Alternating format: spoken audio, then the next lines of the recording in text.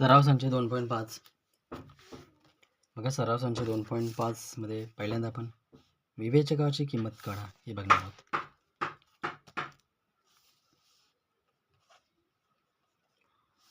उदाहरण आहे x वर्ग अधिक 7x वजा 1 बरोबर 0. तर बघा, विवेकाची किंमत काढताना पहिल्यांदा ई बी सी काय ते बघूया. ए ते 1 आहे, बी ते 7 आहे, सी ते वजा 1 आहे. विवेकाचं सूत्र काय आहे? बीचा वर्ग वजा 4ac, बीचा वर्ग म्हणजे 7चा वर्ग वजा 4a म्हणजे 1, सी म्हणजे वजा 1 बरोबर 7चा वर्ग 49 वजा 4 गुणिले 4 1 4 वजा वजा 4 1 4 अधिक झाले बरोबर 53. पीचा वर्ग वजा 4ac किंमत काढली 53 आणि हाच विवेकाचा हा सूत्र आहे. बीचा वर्ग वजा 4ac. विवेचकाची किंमत काढा. हा प्रश्न परीक्षेला 1 ते 2 मार्क्ससाठी येऊ शकतो. खूपच सोपा आहे. असं सूत्र लक्षात ठेवायचं आहे. आता आपण याच्यामध्ये दुसऱ्या प्रकारचा प्रश्न असा आहे की मुलांचे स्वरूप ठरवा. जे मुलं आहेत त्यांचे स्वरूप ठरवा. मुले किंवा उकल दिलेलं असेल, विवेकाच्या किमतीवरून समीकरणाच्या मुलांचे स्वरूप ठरवायचं आहे. ते बघूया कसं आहे. एक्सचा वर्ग 4x अधिक 4 बरोबर 0. बघा इथे बघूया. त्याच्यासाठी आधी ए बी सीची किमती काय आहेत? ए 1 आहे, बी वजा 4 आहे, सी 4 आहे. बघा आधी आपण विवेचकाची किंमत काढूया. बीचा वर्ग वजा 4ac. बघा त्याच्यासाठी विवेकाची किंमत आपण टाकणार. बीचा वर्ग म्हणजे वजा 4चा वर्ग वजा 4a आणि सी 4चा वर्ग वजा 4चा वर्ग अधिक 16 4 चौक 16 वजा 16 बरोबर 0. विवेकाची किंमत आहे ती 0 आलेली आहे. बघा ज्यावेळी विवेकाची किंमत 0 येते त्यावेळी समजायची का समीकरणाची जी मुले आहेत, मुलांचे जे स्वरूप आहे ते काय वास्तव आणि समान आहेत. काय वास्तव आणि समान मुले काय आहेत समीकरणाची वास्तव आणि समान. जर 0 किंमत असेल तर, 0पेक्षा जास्त असेल तर वास्तव आणि असमान, 0पेक्षा कमी वजामध्ये असेल तर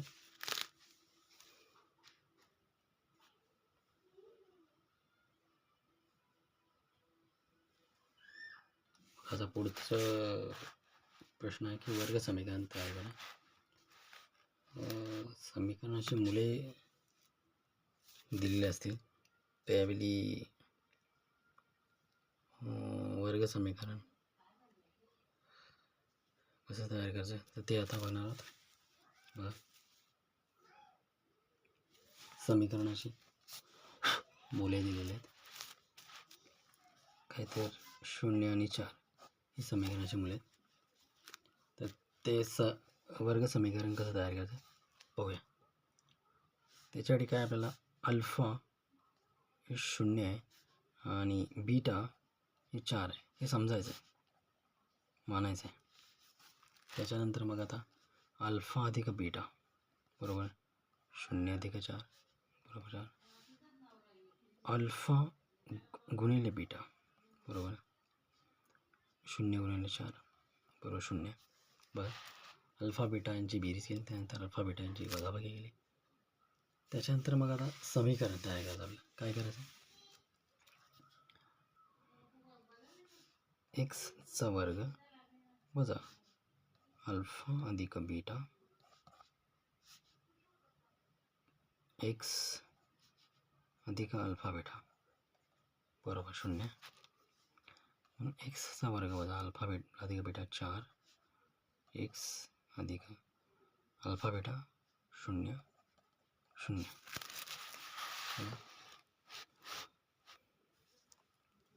म्हणून एक्सचा वर्ग वजा 4x शून्य हे समीकरण तयार झाले आहे. बघा कशा पद्धतीने समीकरण तयार केले आहे.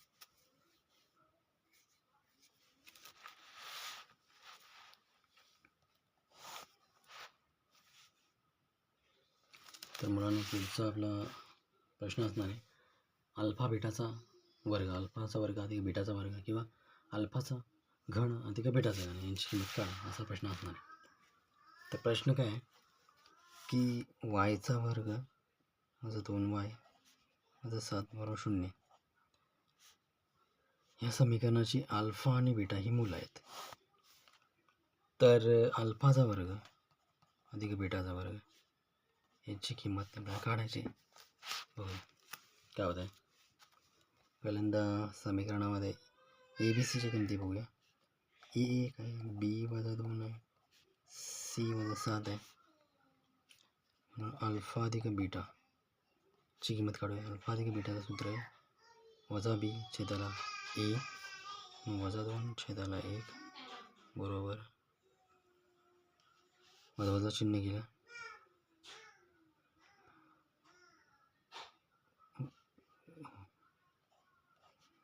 अधिक 2. तर अल्फा गुणिले बीटा बघूया. सूत्र आहे सी छेदाला ए, सी आहे वजा 7, ए आहे 1 म्हणून अल्फा बीटा वजा 7. आता अल्फा अधिक बीटाचा वर्ग बरोबर सूत्र अल्फाचा वर्ग अधिक 2 अल्फा बीटा अधिक बीटाचा वर्ग. तर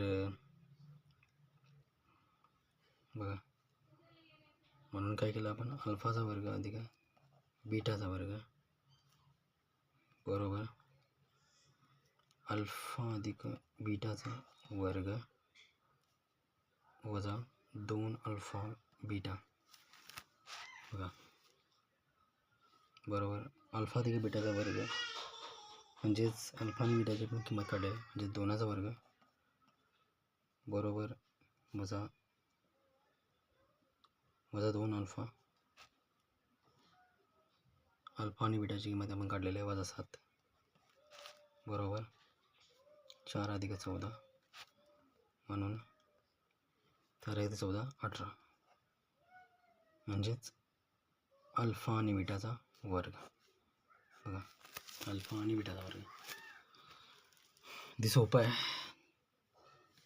त्याचप्रमाणे अल्फा चा वर्ग अधिक अल्फाचा घन अधिक बीटाचा घन ची सुद्धा आपण किंमत काढू शकतो. त्यासाठी आपल्याला काय करायला लागेल आधी अल्फा अधिक बीटा यांची किंमत काढायला लागेल. नंतर अल्फा गुणिले बीटा यांची किंमत काढल्यानंतर सूत्र आपल्याला मांडायचं अल्फा अधिक बीटाचा घन. सूत्र आपल्या लक्षात असलं पाहिजे. सूत्र आपण लक्षात ठेवू अल्फा अधिक बीटाचा वर्गाचं काय सूत्र आहे.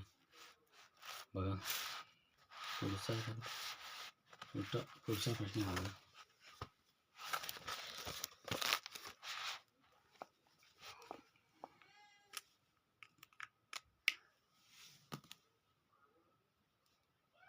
पुढचा प्रश्न आहे की समीकरण दिले के एक्स कंसामध्ये एक्स वजा 2 अधिक 6 बरोबर 0. तर याच्यामध्ये काय आहे कीची किंमत आपल्याला काढायची. बघा कीची किंमत काढायची तर आपण की कशी काढणार आहोत. समीकरणाचे मूल्य वास्तव आणि समान आहेत तर कीची किंमत काढायची. सुरुवातीला आपण विवेक जगाची किंमत काढूया. याच्यामध्ये ए काय आहे ए म्हणजे के आहे, बी काय आहे तर वजा 2 के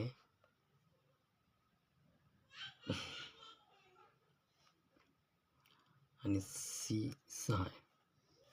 आपण त्या समीकरणाला सोडवलं तर ते की एक्सचा वर्ग वजा 2 एक की एक्स अधिक 6 बरोबर 0 असं होईल.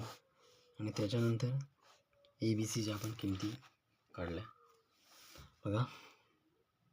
त्याच्यानंतर आपण विवेचकाची किंमत काढूया. बीचा वर्ग वजा 4AC बरोबर वजा 2 केचा वर्ग वजा 4 गुणिले के गुणिले 6 बघा बरोबर 4 केचा वर्ग वजा 4 गुणिले 6 24 के बरोबर 4 के कौसात के वजा 6 बघा. तर ही विवेचकाची किंमत आहे. इथपर्यंत आपण आलेलो आहोत.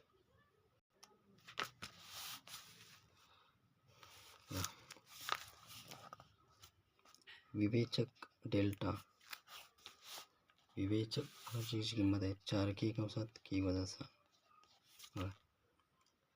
परंतु मुले वास्तव आणि समान आहेत म्हणून विवेचक डेल्टा बरोबर 0. तर 4K कौसात के वजा 6 बरोबर 0 म्हणून के कौसात के वजा 6 बरोबर 0 म्हणून के बरोबर 0 तसेच के वजा 6 बरोबर 0.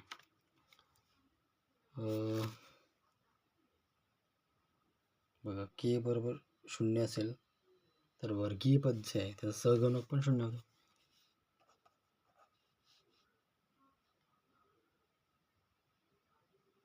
म्हणून के ची किंमत 0 असू शकत नाही.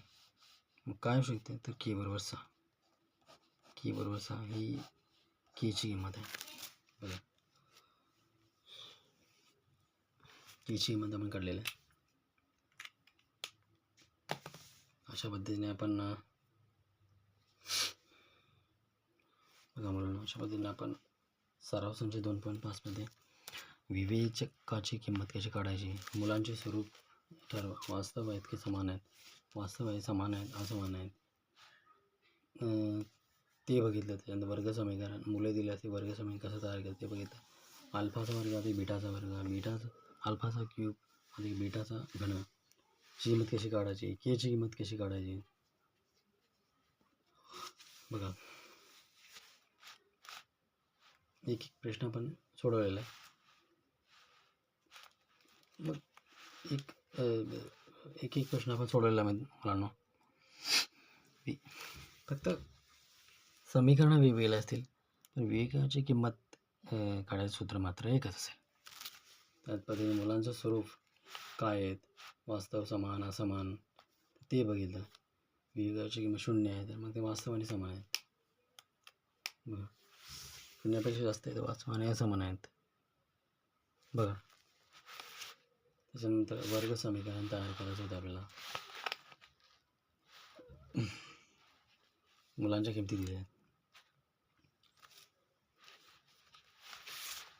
घरी आपण याचा सराव करू आणि अशा पद्धतीने